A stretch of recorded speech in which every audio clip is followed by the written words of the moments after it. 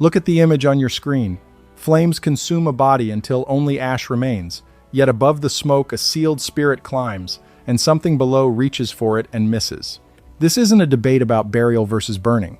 It's the buried afterlife map inside the Book of Enoch, a text quoted in the New Testament and preserved for 3,000 years before Western councils cut it out. Enoch describes one soul the fire cannot bind, one spirit the gatekeepers of the air cannot seize. For 16 centuries the church hid why, and what frees that soul, you were never told. For 16 centuries, the church has taught something so simple it fits on a funeral card. The body returns to dust, the soul goes up, and the manner of that return doesn't matter. Burn it, bury it, scatter it at sea. The modern pulpit insists the flesh is only a shell you discard, and once you're gone, nothing done to that shell can touch what already left. It's a clean, comfortable teaching. It's also a deliberate simplification of something the earliest followers of Christ understood as far stranger and far more dangerous. Walk into a first-century gathering instead. People who studied the Greek Septuagint, who read the Dead Sea Scrolls at Qumran, who shared the worldview of Paul and Jude. Ask them what happens to a body reduced to ash, and you wouldn't hear a shrug. You'd hear a warning. To them, the body wasn't a disposable husk. It was a vessel, an anchor, a thing woven into the spirit by cords no undertaker could see. What you did to that vessel, and more importantly, what the spirit had become while inside it, decided everything about the crossing that followed death. This isn't about the ashes. It's about the vehicle you spent a lifetime building. The modern 66-book Protestant Bible and most pulpits today reflect a theological model stripped down during the Roman standardization of Christianity in the 4th century. In that framework, death works like a light switch. The body fails, and the eternal state flips on instantly, heaven or hell, no friction, no transit, no geography in between. Cremation becomes a non-question because the whole cosmic middle has been erased. But the older texts describe a middle. They describe a spirit that leaves the body along a tether, and a journey it must survive before it reaches anywhere at all. The Book of Enoch preserves the mechanics of that tether. Enoch describes the human being not as flesh that happens to think, but as a spirit encased in a vehicle of clay, joined to it by what later scripture called the silver cord. When death comes, that cord is severed, and the spirit steps out of the body into something it did not expect. Not a peaceful vacuum, not an instant verdict, a landscape. And the state of the spirit at the moment the cord snaps is not created by death. It is only revealed by it. Here is the detail the tidy version leaves out, the detail that makes cremation a real question and not a superstition. The spiritual body is not the physical body. Fire consumes flesh, bone, and blood. It cannot consume the spirit, because the spirit was never made of the material fire feeds on. So the ancient concern was never that flames would destroy the soul directly. The concern was subtler and worse. It was that a lifetime of choices imprints something onto the spiritual body, and that imprint travels with the spirit out of the burning vessel, unchanged, into a realm where it will be read like a signature. Think of it as spiritual cargo. Every alignment you make while alive, every attachment, every compromise, either adds light to your spiritual vehicle or binds heavy dark weight to it. Someone who spends their years consumed by materialism, bitterness, addiction, or idolatry weaves dark earthly energy into that vehicle, and no funeral rite unweaves it. The manner of the body's disposal doesn't rewrite the cargo. Cremation doesn't erase it, and burial doesn't preserve it. What the fire reveals is simply that the flesh was always the smaller half of the story. Why does this matter so much that ancient believers treated it as urgent? Because they understood what waits on the other side of the severed cord. The move from mortal life to eternity wasn't a teleport to a pearly gate. It was a dangerous journey through an organized spiritual landscape, Sheol in Hebrew, or the great mountain of the West in the Enochic tradition. And the spirit making that journey carries its cargo the whole way, visible to everything that patrols the route. The institution that stripped this map down had a reason. If death is a light switch, you need a priest to flip it, a sacrament to guarantee it, a building to house the machinery. But if death merely reveals a spiritual vehicle you built yourself over a lifetime, then the whole apparatus of controlled salvation becomes unnecessary. The power shifts from the altar back into your own hands. And an institution chasing political and financial control cannot afford a population that understands the spirit realm operates on what you became, not on what you were sold. So they reduce the vessel to a shell and death to a shrug. They told you the body doesn't matter and stopped there, hoping you wouldn't ask the next question. But the next question is the dangerous one. If the spirit carries its cargo out of the burning body intact, and if that cargo is read the instant the cord is severed, then what exactly is waiting to read it? What patrols the space between the ashes and the light? Because the Book of Enoch says that space is not empty.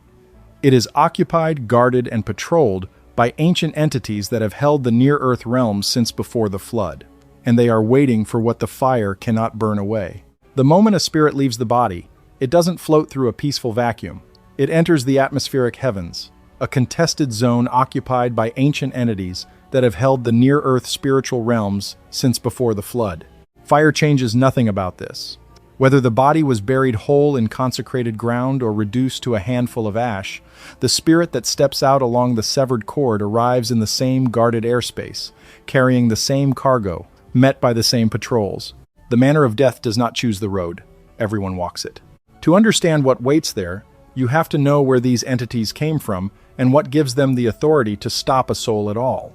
The answer is in chapters 15 and 16 of the Book of Enoch, which preserve a piece of demonology cut entirely from the standard Old Testament. In chapter 15, God speaks to Enoch about the fate of the Nephilim, the hybrid offspring of the fallen watchers and human women. When the flood drowned their physical bodies, their spirits didn't die, because their fathers were immortal celestial beings. But those spirits couldn't ascend to the high heavens either, since their origin was rebellion and earthly flesh. And they couldn't descend into hell, since they carried the immortal essence of the Watchers. So God decreed that their disembodied spirits would remain trapped in the atmospheric layers and on the earth's surface. They became the unclean spirits, the wandering demons, the rulers of the air. Enoch describes them roaming without physical form, causing grief and deception, never eating or drinking, but hungering constantly for human energy. This is the key to understanding what fire cannot solve. The atmospheric heaven, what biblical scholars call the first and second heavens, is full of these disembodied entities. They act as self-appointed customs agents, patrolling the transit zone between the earthly realm and the holding chambers of the West.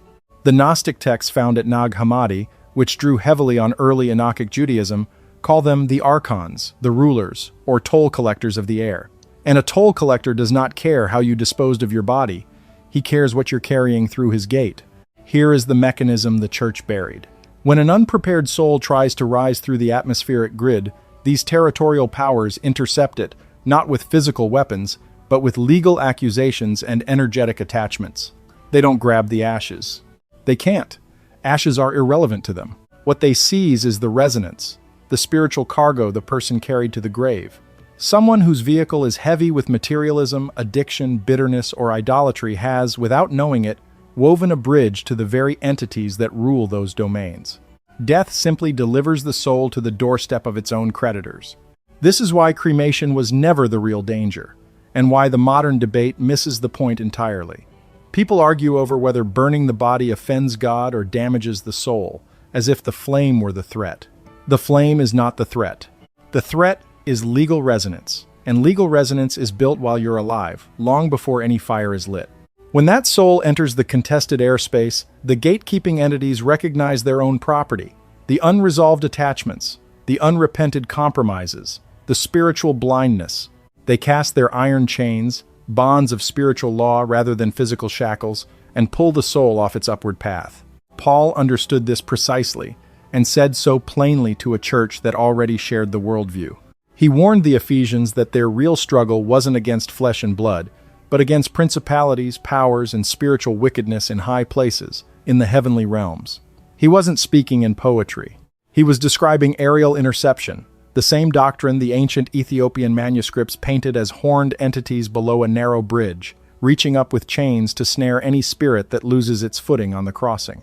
Paul was warning a congregation that death is a passage through hostile territory. Notice what this does to the comfortable teaching. If the danger were the body, you could solve it with the right burial. Choose the consecrated plot, avoid the crematorium, and rest easy. But the danger is not the body. The danger is what the body's disposal cannot touch. You can preserve a corpse in a marble tomb for 1,000 years, and if the spirit that left it was heavy with the cargo the archons recognize, the tomb protects nothing. The chains find the resonance, not the remains. This is why denominational labels don't matter in the spirit realm. Only legal resonance does. So the picture darkens. Fire cannot burn away the cargo, and burial cannot hide it. The spirit carries its true weight into an airspace patrolled by entities that feed on exactly that weight, and they intercept the unprepared regardless of what was done to the flesh. Most souls, by this account, are caught, not because they were cremated, but because they arrived at the toll gate carrying what the toll collectors were built to claim. And we haven't yet reached the worst of it. Because beyond these wandering spirits stands a second class of beings, ones that don't feed on souls but enforce a law, and one specific kind of soul that fire itself seems to seal into their hands. There is a reason cremation, of all things, became the practice ancient believers watched most closely. It wasn't the fire itself. It was a specific class of soul the fire seemed to seal into the hands of something worse than the wandering archons. To understand it, you have to meet the second class of beings, the ones the institutional church spent centuries pretending didn't exist. In chapters 53, 54, and 56, Enoch is shown a different order of entity, the ones ancient Hebrew called the Satans, which isn't a proper name for one red-horned devil, but a title meaning the adversaries or the accusers, and alongside them the angels of punishment. These angels of punishment are severe, unyielding enforcers, described forging chains of iron and steel and wielding scourges. But institutional theology tends to skip this part, because they aren't fallen demons rebelling against God. They're divine executioners, operating under the Lord of Spirits' own legal framework. They act as prosecutors and wardens of the intermediate state. This is the detail that breaks the comfortable teaching in half. The wandering Nephilim spirits feed on souls out of hunger. The angels of punishment bind them out of law. One is a predator. The other is a judge with a chain. And when an indifferent or hypocritical soul tries to bypass the holding chambers and ascend to the high heavens, these angels step into its path, enforcing the fixed law of the cosmos. If the soul lacks the required covering, lacks righteousness and real spiritual knowledge, they bind it in chains of darkness and deliver it to the west to wait for the final judgment. Now hold that image against cremation, and the ancient fear comes into focus. The soul, heavy with earthly attachment, has, in Enochic terms, bound dark weight to its spiritual vehicle. It has made itself resonant with the material, the physical, the flesh. And the violent, sudden destruction of that flesh by fire was believed to intensify the soul's fixation on what it lost, sharpening its grip on the very cargo that condemns it. The materialist soul, torn abruptly from the body it worshipped, clings harder. And the harder it clings, the more clearly the angels of punishment read the signature they were built to seize. This is why cremation seems to trap, not because fire touches the spirit, but because the kind of soul that fears the fire, the soul anchored to the body and the world, is exactly the soul already marked for binding. The flame doesn't create the verdict. It reveals a soul that had already forged its own chains. Someone whose whole identity was welded to the physical, whose treasure was entirely on earth, arrives at the checkpoint already resonating with everything the enforcers claim. The cremation didn't damn them. It exposed what they had spent a lifetime becoming. And here you can start to see why the Roman Empire and the early papal councils couldn't tolerate this text circulating. It destroys the idea of passive salvation. The afterlife isn't a vote or a participation trophy. It's a legally governed reality where ignorance isn't an excuse, and church membership offers no protection against the gatekeepers of the sky. If people grasp that death is an encounter with a legal sorting system, rather than something fixed by a priest or a recited prayer, the institution's monopoly on salvation would collapse overnight. So they did what institutions do. At the councils of Hippo and Carthage, and later through the Protestant reformers, they kept this map out of ordinary believers' hands. By removing the Book of Enoch from the Western canon, religious authorities blinded generations to this transit zone entirely. They erased the map and took down the warning signs, leaving millions of departing souls unprepared for what meets them when the silver cord is severed.